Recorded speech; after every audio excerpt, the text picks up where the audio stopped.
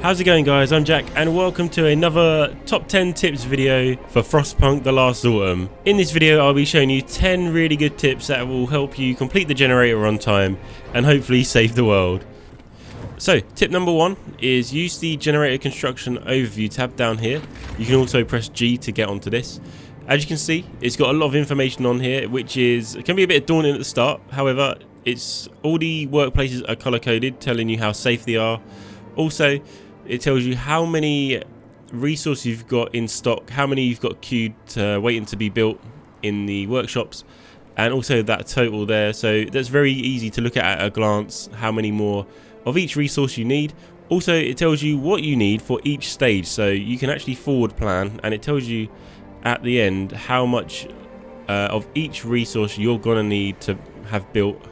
It also tells you how far ahead of schedule or behind schedule are, which again is very useful, so you can make your decisions based on that. Tip number 2, if you send foragers to places they've already been, they travel a lot faster. As you can see, we haven't visited the cargo convoy here, but we have visited the lost crates. So if we send the foragers to the cargo convoy straight away, that's going to take 1 day and 3 hours. However, if we send them to the lost crates first, that's going to take only 10 hours, so that's half the time. And then it's only a short distance from the lost crates to cargo convoy, and overall you can save a lot of time over the course of the game, definitely a few days, and this works with any place on the map. Tip number 3, don't forget to use the motivation boosts provided by the chapel and the council square. I'm on the workers law at the moment. There is an equivalent building to this for the engineers. As you can see, we're really close to the motivation being over 75%. If we just flip those on, we'll do both of them. They're really cheap as well, only taking like a few food rations each. And now that's given a massive boost, and now because it's over 75%, everything has a 30% efficiency boost when they are working.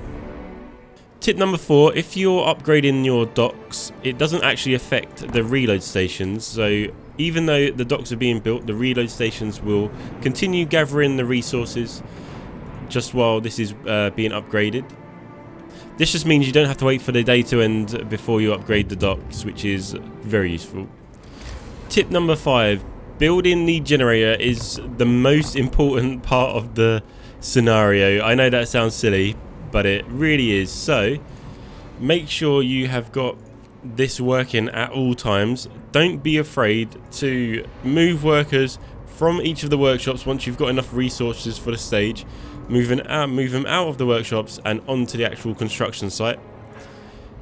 This will ensure you're making good time on the generator construction. Tip number 6, don't forget to disband your foragers when you've done exploring. This will give you an extra 15 workers, and you can also assign them back to foragers when more things become available on the map to explore. Tip number 7, you can still gather resources from the resource piles on the docks when the sea has frozen over. It just means these resource piles won't get any bigger. This means if you have an advanced docks, it's a good idea just to have an extra pile just sitting there, ready for when one of these piles deplete. That means you can move the reload station from one of these piles over to this one when ready, and that will give you an extra, in this case 300 still. This works again with coal and wood as well. Tip number 8, even though the ocean has frozen over, there's still ways to gather resources. First of all, you've got the trees. You can use sawmills to get those. There's a couple of coal piles down here as well which you can gather, but the main one is this shipwreck down here becomes open. As you can see, that gives you an extra 1,000 steel. You can place workers directly on this, however I wouldn't recommend that as they'll probably get sick. So you can just build a few gathering posts up here, and that will help you just push the steel a little bit more towards the end of the game if you're struggling. Tip number 9, towards the end of the game you don't actually need the ventilation plants. They still work after the toxic gas has depleted. However, they just eat up so much coal, it's not really worth it. So don't forget to delete those to save coal, and also you get a couple of steam cores if you do have 2 of them, as you'll get all the resources back that you used to create them.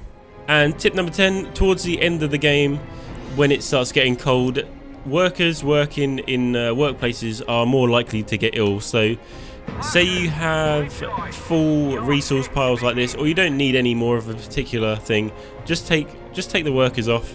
This will prevent them from getting ill and put an extra strain on the healthcare system. So there we have it, guys. Those are 10 more tips for Frostpunk The Last Autumn. Hope this really helped you. If you have any suggestions or any tips, just leave them down in the comments below. I'd love to hear what you think. Also, if you enjoyed the video, remember to press the subscribe button and hit the like button. Also, any other questions, suggestions or comments, leave them in the comment section below. And as always, stay safe, have fun. I'll see you on the next one.